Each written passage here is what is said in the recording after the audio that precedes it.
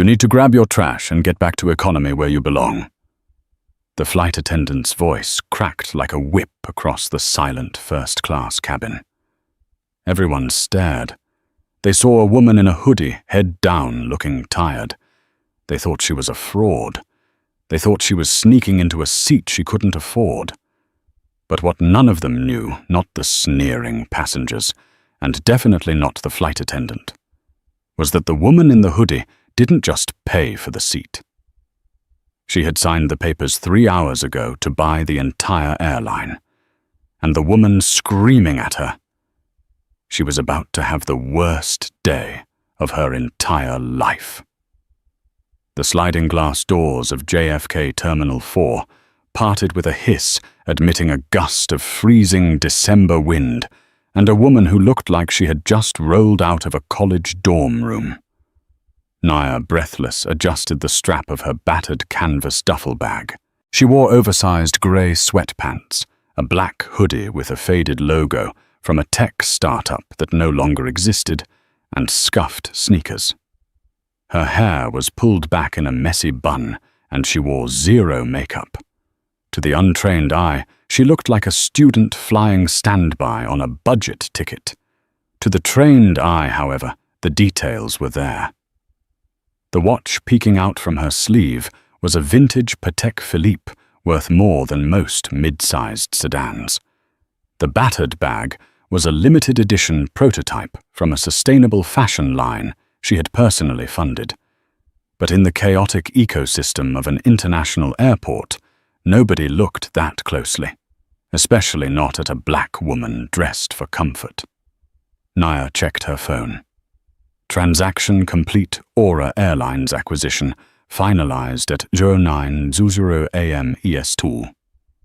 A small, tired smile touched her lips. It had been a grueling 6-month negotiation. The previous board of directors had been stubborn elitist and hemorrhaging money. They blamed fuel costs. They blamed unions. They blamed the economy. Naya knew the truth. They blamed everyone but themselves. Aura Airlines had a culture problem. The service was slipping, the staff was demoralized, and the high-paying clientele were fleeing to competitors. She wasn't just flying to London for a vacation. This was a secret shopper mission. She had booked a first-class ticket under her maiden name, Naya Davis, to see exactly how the airline treated its passengers when they didn't know the CEO was watching. She approached the Aura Airlines check-in counter. The economy line was a snaking beast of frustration wrapping around the stanchions 3 times. The first-class WAS priority lane, laid out with a plush red carpet, was empty. Naya stepped onto the red carpet. The agent behind the counter, a man with a name tag reading Greg, didn't look up. He was typing furiously on his computer, or pretending to. Naya waited. 10 seconds. 20 seconds. "Excuse me," Naya said softly. Greg sighed a long, exaggerated exhalation of air and looked up. His eyes raked over her hoodie and sweatpants. His lip curled slightly. "The economy line is over there, miss," he said, pointing a manicured finger toward the chaos on the left. "This is for first class and diamond medallion members only." "I know," Nia said, keeping her voice even. "I'm flying first class." Greg let out a short, incredulous laugh. He leaned over the counter, dropping his voice to a patronizing whisper. "Look, honey, I know everyone wants to skip the line, but unless you have a confirmation number that starts with a P for priority, you're wasting my time. Go join the queue before it gets longer." Naya didn't move. She slowly pulled her passport and printed boarding pass from her pocket and slid them across the marble counter. "My confirmation is PX942, she said. Greg snatched the paper, ready to prove her wrong. He typed it in, hitting the keys with aggressive force. He stared at the screen. He blinked. The screen showed Seat 1A, paid in full. He looked back at her, his face flushing slightly, but not with embarrassment, with annoyance. He had been wrong, and he hated her for it. "Passport," he snapped. She waited while he scrutinized the photo, looking from the paper to her face and back again, as if searching for a reason to call security. Finally, he printed the stiff cardstock boarding pass and slapped it on the counter.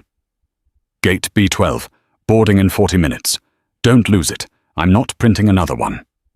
"Thank you, Greg," Naya said, her tone polite, but her eyes cold. She memorized his name. Strike 1 for Aura Airlines. She took her ticket and walked toward security. She hoped the flight crew would be better. She really hoped she wouldn't have to fire anyone today. But as she walked toward the exclusive lounge, a sinking feeling in her gut told her the rot at Aura Airlines went deeper than just the board of directors. The gate area for Flight 404 to London Heathrow was a study in social stratification. Businessmen in three-piece Italian suits paced while barking into headsets. Wealthy families with nannies organized their carry-ons. And then there was the flight crew, standing near the jet bridge door, chatting and laughing. Leading the pack was a flight attendant who looked like she had walked straight out of a 1950s glamorous airline commercial, but with a modern edge of cruelty. Her name tag read Jessica. She was tall, blonde, and impeccably groomed, her red lipstick applied with surgical precision. She was holding court with 2 junior flight attendants, loud enough for the nearby passengers to hear.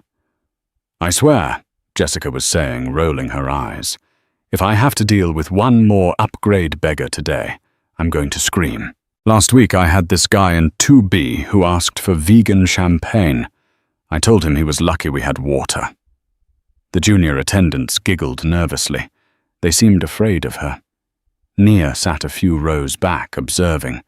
She pulled her hoodie up slightly. She wanted to be invisible. She wanted to see the real Jessica. When pre-boarding was announced for first class, the crowd surged. Nia waited for the initial rush to die down before she stood up. She joined the end of the line right behind a large man in a tailored grey suit who smelled of expensive scotch and entitlement. Jessica was checking boarding passes at the door of the plane. She greeted the man in the grey suit with a blinding, dazzling smile. "Welcome back, Mr. Sterling, seat 2A as always. Let me take your coat as soon as you settle in. Champagne is already chilled." "Good to see you, Jessica," the man grunted, barely acknowledging her as he walked past. Then it was Nia's turn. Nia stepped forward, holding out her phone with the digital boarding pass. Jessica's smile vanished instantly. It was like a light switch had been flipped. She physically blocked the entrance to the aircraft, stepping into the doorway with her arms crossed. "Boarding pass," Jessica said, her voice flat and icy. "It's right here," Nia said, tapping her phone screen to brighten it. Jessica didn't look at the phone. She looked at Nia's sneakers, then her sweatpants, then the hoodie. "You're in the wrong line," Jessica said loudly. "General boarding is groups 4 through 9. We are currently only boarding first class. You need to wait over there." She gestured vaguely toward the terminal wall. "I'm in first class tools," Nia said. "Seat 1A. Jessica laughed. It was a harsh barking sound. "Seat 1A, sweetie. Seat 1A costs $12,000. Did you win a lottery, or is this some kind of prank for TikTok?" Behind Nia, the line for business class was starting to form. People were craning their necks to see what the hold-up was.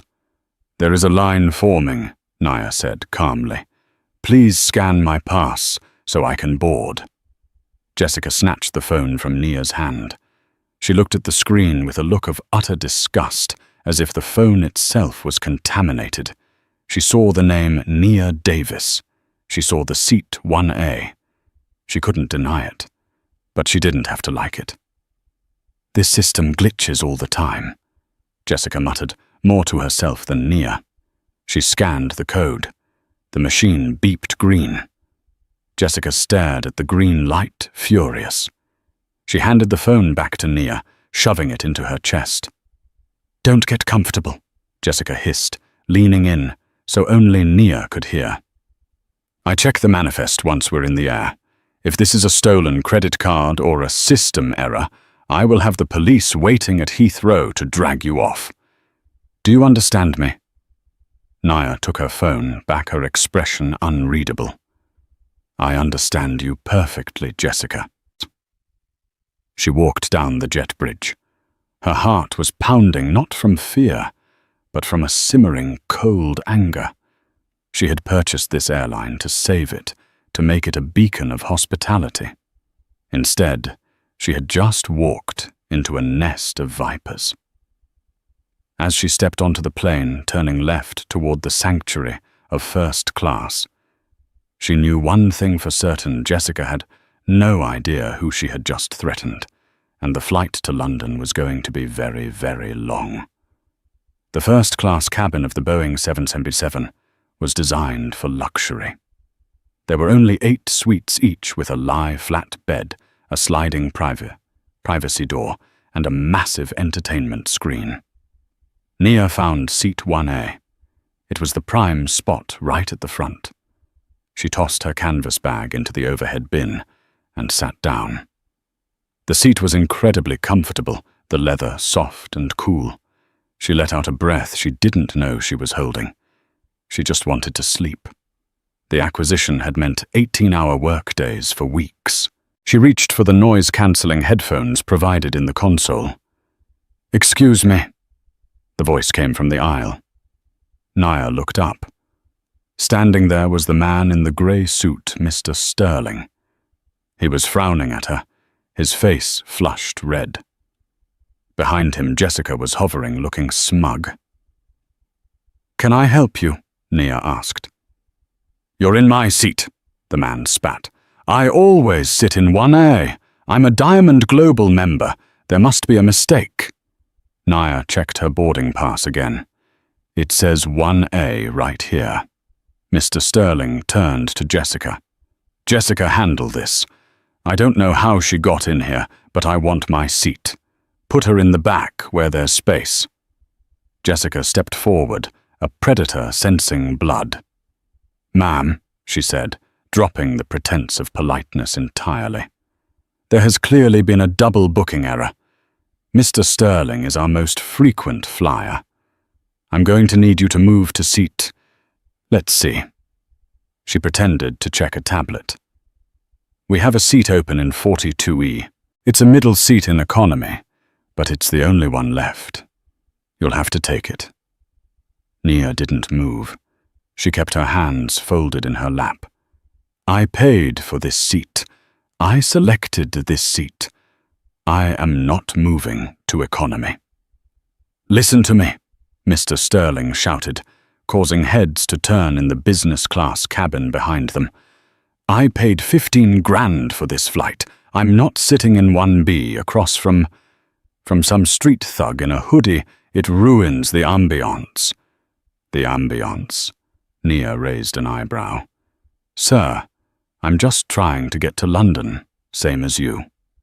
I am giving you a direct order from the crew." Jessica interjected, her voice rising. "Move to economy now, or I will have the captain remove you as a security threat. You are disturbing the other passengers." Nia looked around. The other 6 passengers in first class were watching avidly. A woman in pearls looked terrified. A younger tech bro type was filming on his phone, hiding it behind a magazine. This was it. The moment of truth. Nia could reveal herself right now.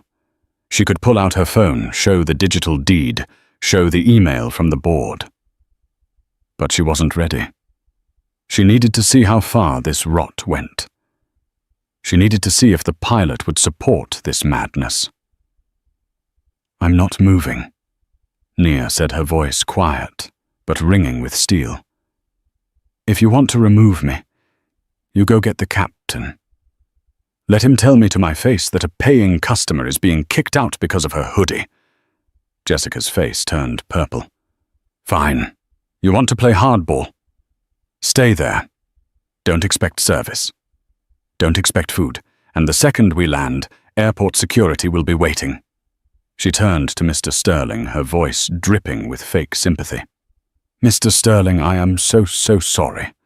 Please take seat 1B for now. I will make sure you are compensated with double miles, and I will personally ensure this riffraff is dealt with. Mr. Sterling huffed, shot a glare of pure hatred at Naya, and sat down in the seat across the aisle. He slammed his privacy divider shut. Nia sat back. Her hands were trembling slightly, not from fear, but from adrenaline. She watched Jessica storm off toward the galley. A few minutes later, the plane began its taxi. As the safety demonstration played, a young junior flight attendant, a girl with curly hair and a name tag reading Sarah, walked by checking seatbelts. When she reached Naya, she paused. She looked around to make sure Jessica wasn't watching. "I'm sorry," Sarah whispered, her eyes wide with sympathy. She's been awful all week. I checked the manifest. You're in the right seat. Just try to ignore her." "Thank you, Sarah," Naya whispered back. "I appreciate that." Sarah quickly moved on as Jessica emerged from the galley, holding a bottle of Dom Perignon. Jessica went to Mr. Sterling's pod. She poured him a glass, laughing at something he said. Then she went to the woman in pearls. Then the tech bro. She walked right past Nia. Naya waited. "Excuse me, may I have some water?" Jessica stopped. She didn't turn around. She spoke to the air. "Service is for passengers in good standing. We're out of water." "You're out of water?" Naya asked. "Before we've even taken off?" "For you." "Yes, the tap in the lavatory works if you're desperate." Jessica walked away, her heels clicking on the floor. Naya closed her eyes as the plane accelerated down the runway. The engines roared, pressing her back into the seat. The wheels lifted off the tarmac. They were airborne. There was no turning back now. She was trapped in a metal tube at 30,000 feet with a woman who wanted to destroy her. But Jessica had made a fatal calculation. She thought power came from a uniform and a snarl. She was about to learn that real power moves in silence. 3 hours into the flight, the cabin was dark, illuminated only by the soft blue glow of the ambient lighting. The scent of roasted prime rib and truffle mash drifted through the first-class cabin, thick and savory. Naya's stomach rumbled a loud, treacherous sound in the quiet suite. She hadn't eaten since a granola bar at 600 a.m. Jessica was conducting the dinner service with the grace of a ballerina and the efficiency of a machine. She laid out white linen tablecloths. She poured vintage Bordeaux. She placed warm, crusty sourdough rolls on silver bread plates. She served Mr. Sterling, first chatting animatedly about his business trip. She served the tech bro, the woman in pearls, and the elderly couple in row 4. When she reached Naya's row, she simply walked past. Naya waited 5 minutes, 10. The other passengers were already cutting into their steaks. Naya pressed the call button. A soft ding resonated in the galley. Jessica ignored it. Naya pressed it again. Ding. Nothing. Naya unbuckled her seatbelt. She was done playing passive. She walked to the galley, her socks soft on the carpet. Jessica was there, leaning against the counter, scrolling through her phone while eating a chocolate truffle from the passenger supply. She jumped when she saw Nia standing there. "You're not allowed in the galley," Jessica snapped, hiding the phone. "Return to your seat. The seatbelt sign is, well, it's off, but you should be seated." "I haven't been served," Naya said. "I'd like the dinner option, please. The prime rib."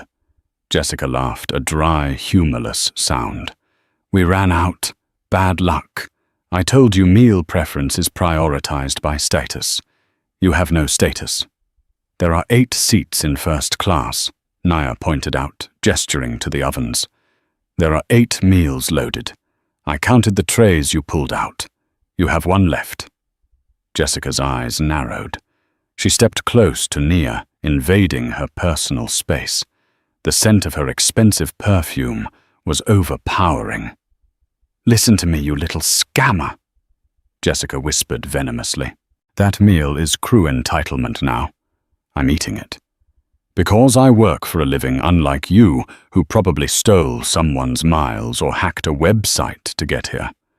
I don't serve charity cases.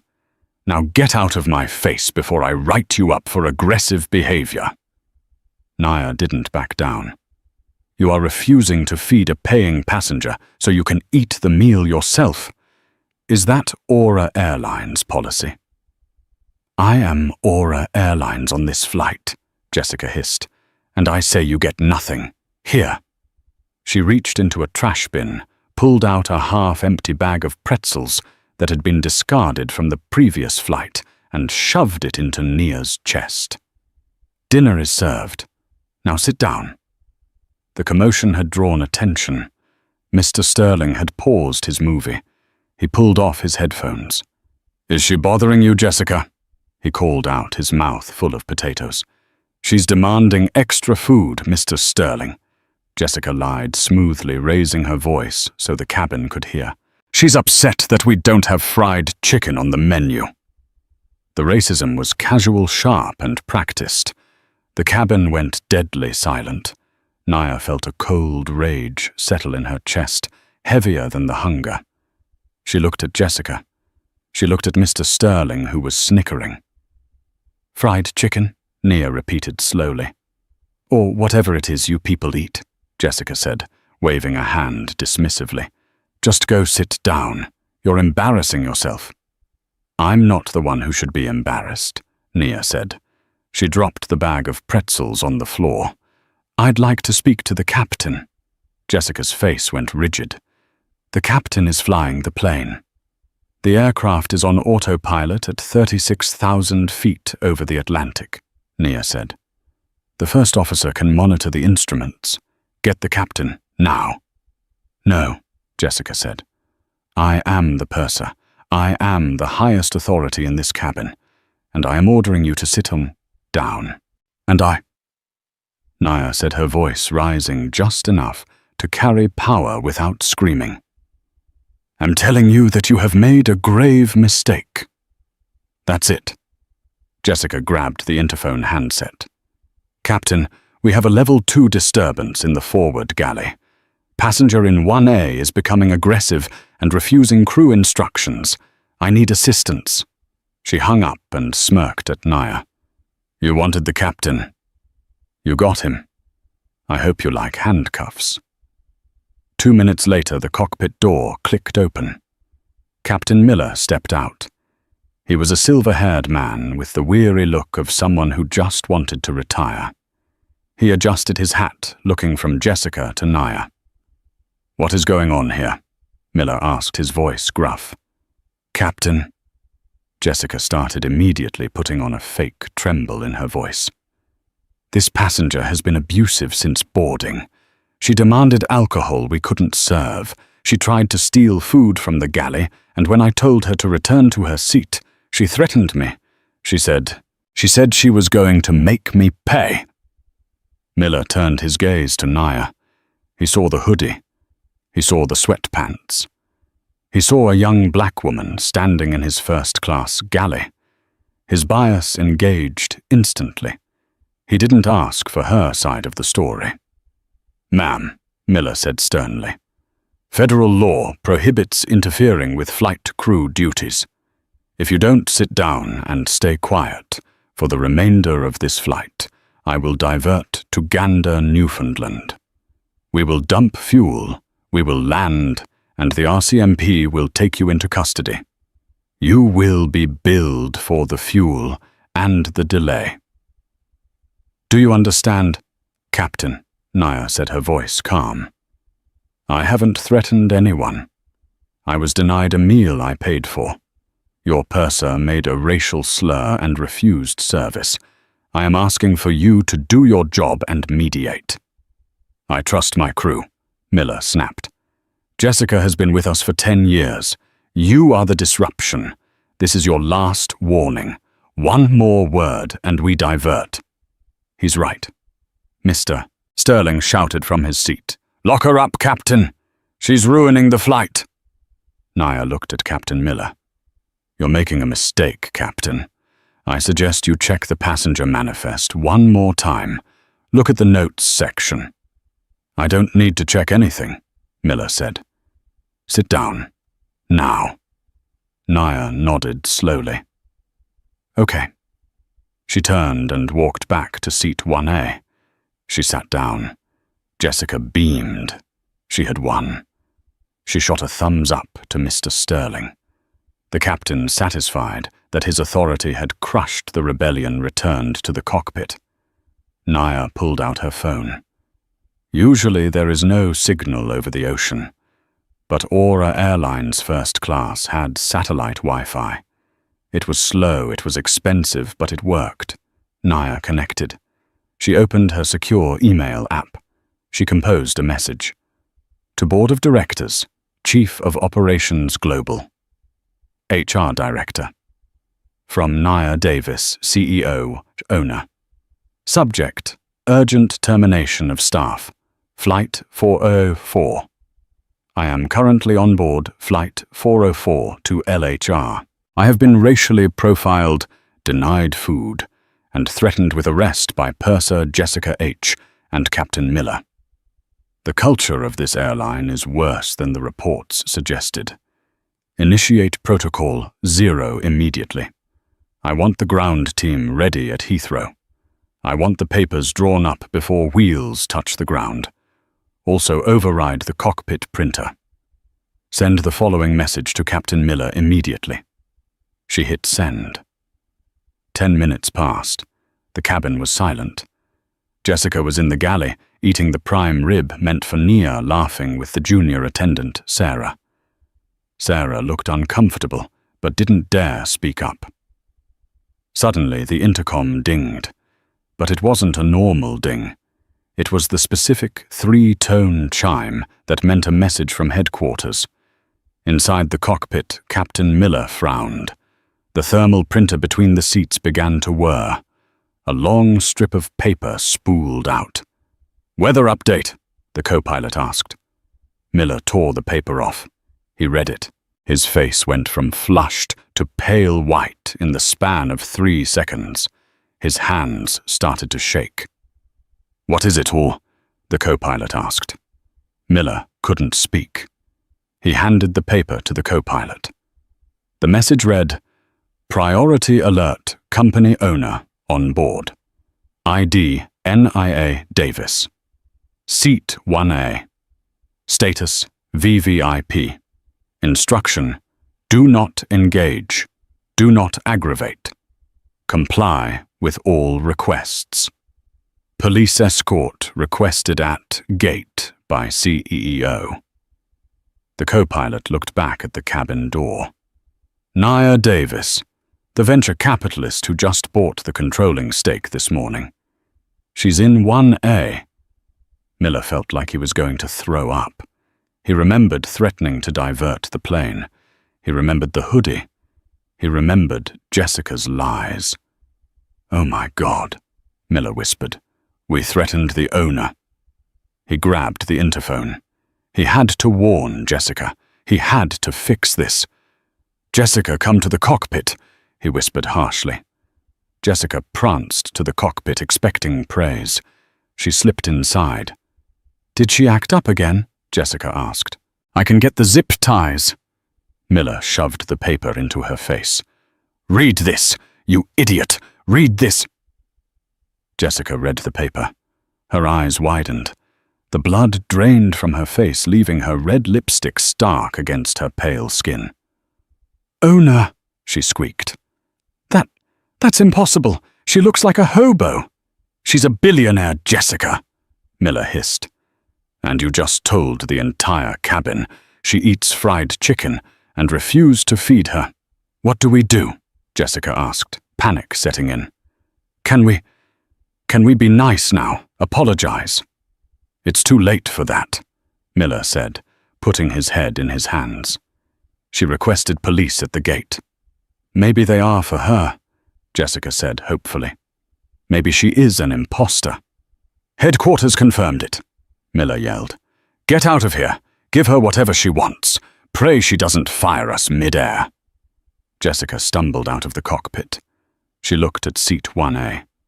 Naya was reading a book, looking perfectly calm. Jessica's hands trembled. She walked over to the galley, plated the crew meal, her own salad and a dessert, and placed it on a tray with a glass of champagne. She approached Naya. Ma'am? Jessica's voice was shaking. I found a meal. I'm so sorry for the mix-up. Naya didn't look up from her book. I'm not hungry anymore, Jessica. Take it away. Please, Jessica begged. Can I get you anything else? Pillows, a blanket? Nia finally looked up. Her eyes were hard as diamonds. I want you to stay away from me for the rest of the flight. That is my only request. Jessica retreated to the galley and hid behind the curtain. She spent the next 4 hours crying silently, while Mr. Sterling rang his call button demanding more wine, oblivious to the doom hanging over the plane. The descent into London Heathrow was usually a time of bustling activity, passengers collecting coats, folding newspapers, and checking watches. But aboard Flight 404, the atmosphere in the first-class cabin was heavy, suffocating, and thick with dread. Captain Miller had flown this route hundreds of times.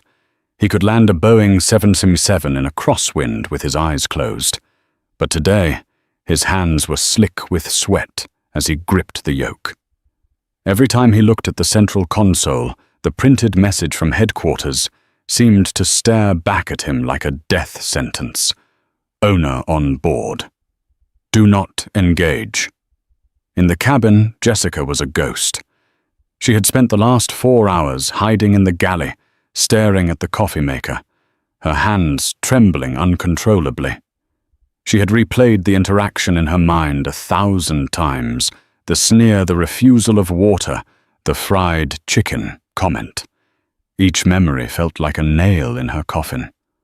Across the aisle, Mr. Sterling remained blissfully, arrogantly oblivious. He was finishing his 3rd glass of wine, chuckling to himself. He leaned over to the tech entrepreneur in 2B. Watch this, he whispered loudly. As soon as we hit the gate, the bobbies are going to drag her off. Best in-flight entertainment I've had in years. The tires kissed the tarmac with a screech of rubber, and the reverse thrusters roared. As the plane slowed and taxied toward Terminal 3, the seatbelt sign pinged off. But before anyone could stand, the intercom crackled. Ladies and gentlemen, Captain Miller's voice wavered, lacking its usual authoritative baritone. Please remain seated with your seatbelts fastened. We have a security protocol to address upon arrival. No one is to stand up until instructed. Here we go, Mr. Sterling crowed, pointing a finger at Nia. Game over, sweetheart. Hope you like prison food. Nia didn't look at him. She didn't look at Jessica. She sat perfectly still, her hands resting on the worn denim of her jeans, her eyes fixed on the forward door. She wasn't angry anymore. She was ready. The aircraft lurched to a halt at the gate. The jet bridge began to extend, groaning mechanically as it connected to the fuselage. Usually the flight attendants open the door. Today the door was opened from the outside. A blast of damp, cold London air swept into the cabin, followed instantly by the thud of heavy boots. 2 officers from the Metropolitan Police walked in. They were imposing figures in high-visibility jackets. Behind them came a man in an immaculately tailored navy suit, Marcus, the London station manager for Aura Airlines. Flanking him were two corporate legal aides, holding tablets, and a woman from public relations. It was a phalanx of authority. Jessica, seeing the uniforms, felt a surge of desperate hope. She smoothed her skirt, forced a wobble of a smile onto her face, and stepped forward to greet them. She needed to control the narrative. She needed to strike first. "Officers!" Jessica exclaimed, her voice shrill. She pointed a manicured finger directly at Nia in seat 1A. "Thank goodness you're here. That woman there. She's the one. She's been aggressive. She refused crew instructions, and I suspect she's traveling on a fraudulent ticket. I want to press charges for interference with a flight crew." Mr. Sterling chimed in, waving his empty wine glass. "I'm a witness. She's been a menace since New York. Get her off this plane." The cabin held its breath. The tech bro in 2B held his phone steady, recording every second. Marcus, the station manager, stopped. He looked at Jessica. His expression wasn't one of concern. It was one of profound, icy disappointment. He looked at her outstretched finger, then looked past her as if she were nothing more than a piece of galley equipment. He walked straight past Jessica. He walked past Mr. Sterling. He stopped in front of seat 1A. The entire cabin watched in stunned silence as Marcus, the highest-ranking Aura official in the UK, bowed his head in a gesture of deep respect. "Ms. Davis," Marcus said, his voice clear and deferential. "Welcome to London. On behalf of the entire ground team, I apologize for the delay in your disembarkation. Your car is waiting on the tarmac, and your security team is ready." The silence that followed was absolute. It was the sound of a paradigm shifting. Mr. Sterling's jaw went slack. The wineglass slipped from his fingers and landed on the carpet with a dull thud. Jessica froze. Her arm, still pointing at Nia, began to shake violently, then slowly dropped to her side. Nia stood up. She picked up her battered canvas bag, the bag Jessica had sneered at, and slung it over her shoulder. She looked at Marcus. "Thank you, Marcus," Nia said. Her voice was calm, but it carried a weight that filled the cabin. "But we aren't leaving just yet. I have some personnel changes to make." She turned around to face the cabin. She pulled down her hood, revealing her face fully for the first time. She looked directly at the passengers, then settled her gaze on Jessica. "For those of you who are confused," Nia announced, her voice ringing with authority, "my name is Nia Davis. I am the founder of Davis Venture Capital, and as of this morning I am the sole owner and CEO of Aura Airlines." A collective gasp rippled through the plane. The woman in the pearls in 3A whispered, "Oh my God." Nia took a step toward Jessica. The flight attendant shrank back, hitting the bulkhead wall.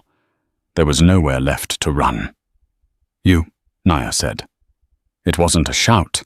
It was a judgment. "You looked at my clothes and you decided I was worthless. You looked at my skin and you decided I was dangerous. You denied me food. You threatened me with arrest. You humiliated a paying customer because it made you feel powerful." "Ms. Davis, please," Jessica sobbed, tears cutting tracks through her foundation. "I didn't know. I thought, please, I have a mortgage. I've been here 10 years. "You didn't know I was the owner," Nia corrected her, her eyes hard as flint. "But you knew I was a human being, and that wasn't enough for you to treat me with dignity. If you treat the invisible people this way, you have no business wearing that uniform." Nia held out her hand. "Your badge, now." "What?" Jessica wheezed. "Your crew credentials, your airport ID, and your wings. Give them to me." Trembling, Jessica unpinned the silver wings from her lapel. She unclipped her ID. She placed them in Nia's hand, sobbing openly now. "You are fired, Jessica," Nia said, closing her fist over the badge. Effective immediately. You are banned from Airline's premises. Marcus have the officers escort her out through the public terminal. She is not to use the crew exit." "Yes, ma'am," Marcus said. He nodded to the police officers. One of them stepped forward, taking Jessica firmly by the arm. The glamorous flight attendant who had ruled the cabin like a tyrant was led away like a common criminal wailing as she disappeared down the jet bridge. Nia then turned her attention to the cockpit door. "Captain Miller, come out." There was a pause, and then the door opened. Captain Miller stepped out. He looked 10 years older than he had in New York. He couldn't meet Nia's eyes. "Captain," Nia said, "you threatened to divert this plane. You threatened to have me arrested, not because you investigated the situation, but because you blindly believed a lie based on prejudice. A captain's job is to protect everyone on board, not just the ones in suits." I apologize, Miss Davis," Miller stammered, staring at his shoes. "It was a lapse in judgment." "It was a failure of character," Nia retorted. "You are suspended pending a full inquiry. Grab your bag. You're relieved of duty." Miller nodded, defeated, and slunk back into the cockpit to gather his things. Finally, Nia turned to seat 1B. Mr. Sterling was trying to make himself as small as possible, pretending to read the safety card. "Mr. Sterling," Nia said. He looked up, his face pale and sweaty. "Look, I was just joking around. Just a bit of banter. No hard feelings, right? I'm a Diamond member. I spend a fortune with you guys." "We don't want your fortune," Nia said coldly. "You called me a thug. You cheered for my arrest. You bullied a woman you thought was defenseless." She turned to Marcus. "Marcus, what is Mr. Sterling's status?" Marcus tapped his tablet. "Diamond Global Ma'am. 2 million lifetime miles." "Delete it," Nia ordered. "Excuse me," Sterling squeaked. "Delete his account. Revoke his status. Cancel his return ticket. Refund his money for this flight and ban him for life. If he steps foot in an Aura terminal again, have him arrested for trespassing." "You can't do that," Sterling shouted, panic setting in. "I have meetings. I have to get back to New York." "You can swim," Nia said. "Or you can fly another airline. But you will never sit on one of my planes again. Get off my aircraft." Sterling gathered his things, his face burning red as the other passengers stared at him with a mixture of shock and satisfaction. He scurried off the plane, a ruined man. Nia took a deep breath. The cabin was silent again, but the air felt lighter, cleaner. She spotted Sarah, the junior flight attendant, standing by the galley curtain, looking terrified that she was next. Nia softened. She walked over to Sarah. "Sarah," Nia said gently. "Yes, Miss Davis." Sarah's voice shook. "You were the only one," Nia said loud enough for the cabin to hear. "You were the only one who saw a person in a hoodie and treated me with kindness. You apologized when you didn't have to. You have a good heart, Sarah." Nia smiled. "I'm promoting you. Effective immediately, you are the new senior purser for the transatlantic route. You're going to teach the rest of this airline how to be human." Sarah burst into tears, covering her mouth. "Thank you. Oh my God, thank you." Nia patted her shoulder, then adjusted her bag. She turned to the rest of the passengers. "I apologize for the drama, everyone. But at Aura Airlines, we are cleaning house. Enjoy your stay in London." As Nia walked down the aisle toward the exit, a slow clap started from the back of the cabin. It was the tech entrepreneur. Then the woman in pearls joined in. Then the family in row 4. By the time Nia reached the door, the entire cabin was applauding a thunderous ovation for the woman who had walked in as a nobody and walked out as a queen. The immediate aftermath of Flight 404 wasn't just a dismissal. It was a dismantling. As Nia stepped into the jet bridge, the atmosphere inside the aircraft shifted from shock to a chaotic frenzy. The silence that had held the cabin captive shattered. Phones were out. The story was already traveling at the speed of light through fiber-optic cables, jumping from the tarmac at Heathrow to servers in Silicon Valley. Inside the cabin, the station manager, Mr. Henderson, didn't waste a second. He turned to Jessica, who was still weeping into her hands near the galley. The sight of her stripped of her arrogance, her posture collapsed, was pitiable. But Henderson had received the full report from the cockpit printer. He knew about the racial slurs. He knew about the starvation tactics. "Ms. Reynolds," Henderson said, his voice devoid of sympathy. "You are to surrender your airport ID, your crew badge, and your uniform scarf immediately. You are no longer an employee of Aura Airlines. You are now a security risk." Jessica fumbled with shaking hands, unclipping the badge that had been her shield and sword for 10 years. When she handed it over, it felt like she was handing over her own name. "How am I supposed to get home?" she whispered, her voice cracking. "You will be escorted to the landside terminal by these officers," Henderson replied coldly. "From there you are on your own. I suggest you call a relative. Aura Airlines will not be providing transport." The walk of shame that followed was brutal. Jessica, flanked by 2 stoic British police officers, was marched through the terminal. She had walked these halls 1,000 times, with her head held high, looking down on the exhausted travelers. Now she was the spectacle. Passengers pointed. Ground staff she had bullied in the past stopped their work to watch, whispering. She had become the very thing she despised, a powerless nobody. But the real destruction of her life began when she unlocked her phone in the taxi queue. The video recorded by the tech entrepreneur in seat 2B had hit Twitter, TikTok, and Reddit simultaneously. It was titled "Flight Attendant Bullies Black Woman in Hoodie Finds Out She Owns the Airline." It had 12 million views in 3 hours. The internet is a cruel judge, and the verdict was unanimous. Jessica wasn't just fired, she was incinerated. Hashtags like #AuraRacist and #FireJessica were trending globally. By the time she reached her flat in London, her Instagram was flooded with thousands of hateful comments. Doxers had found her address. Her phone wouldn't stop ringing. She tried to apply for jobs at other airlines a week later. The moment she gave her name, the interviewers' faces would change. One HR director at a budget carrier didn't even hide it. "Ms. Reynolds," he said, sliding a tablet across the desk, showing the video.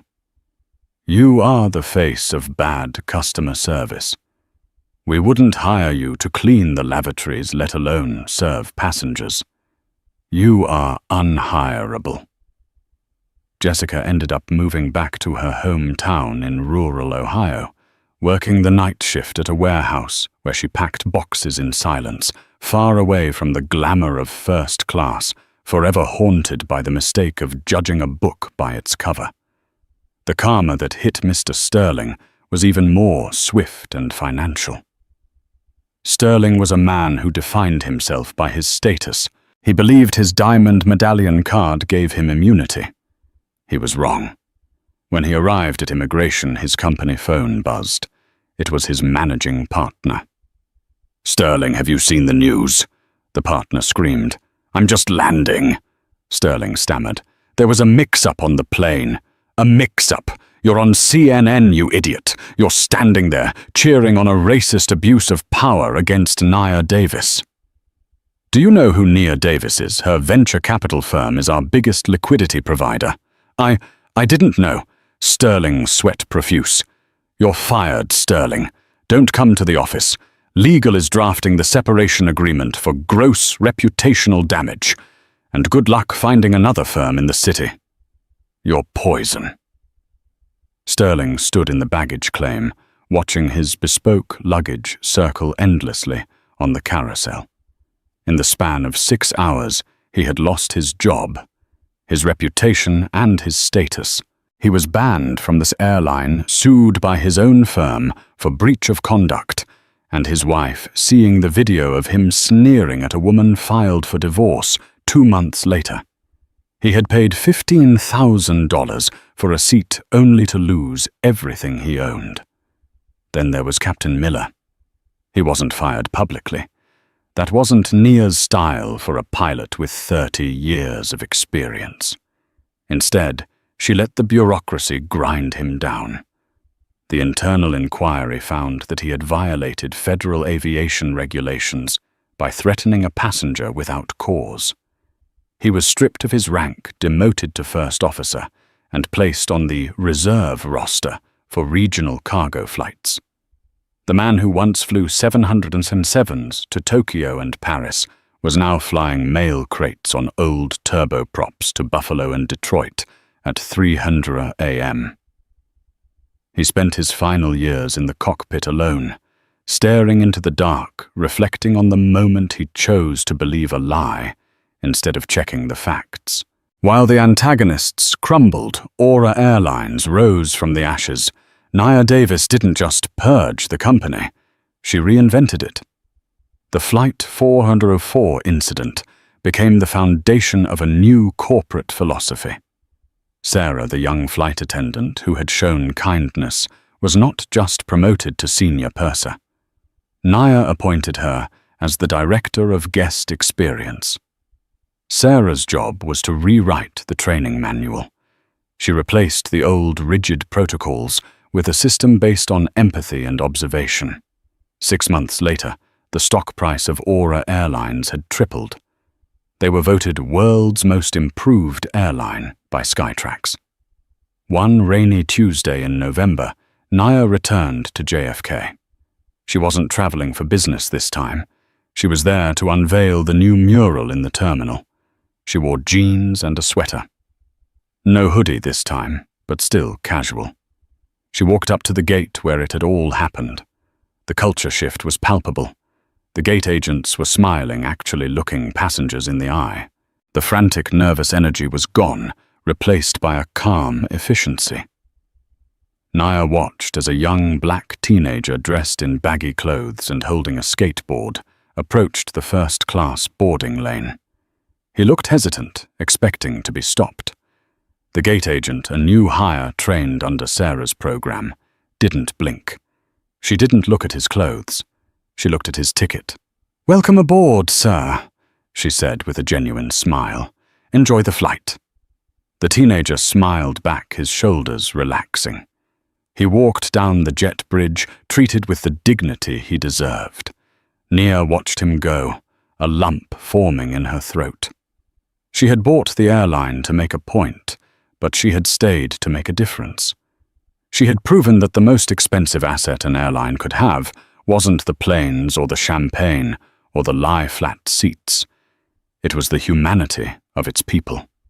She turned to leave, catching her reflection in the glass of the terminal window. She saw the same woman who had been humiliated 6 months ago, but the eyes were different now. They weren't tired anymore. They were proud. Karma had done its work. The villains were gone, their names forgotten, washed away like footprints in the rain. But the legacy of that flight, the lesson that dignity is a right, not a privilege, would fly forever. Nia adjusted her bag, walked out into the cool New York air, and hailed a cab. Her work here was done. And that is the story of how one arrogant flight attendant learned the hardest lesson of her life. Never judge a book by its cover, because sometimes that book owns the library. Nia Davis proved that true power isn't about shouting or humiliating others. It's about dignity and knowing when to stand your ground. What would you have done if you were Nia? Would you have fired them on the spot or given them a second chance? Let me know in the comments below if you enjoyed this story of massive karma. Please smash that like button, it really helps the channel. And don't forget to subscribe and hit the bell so you never miss a new story. Thanks for watching, and see you in the next video.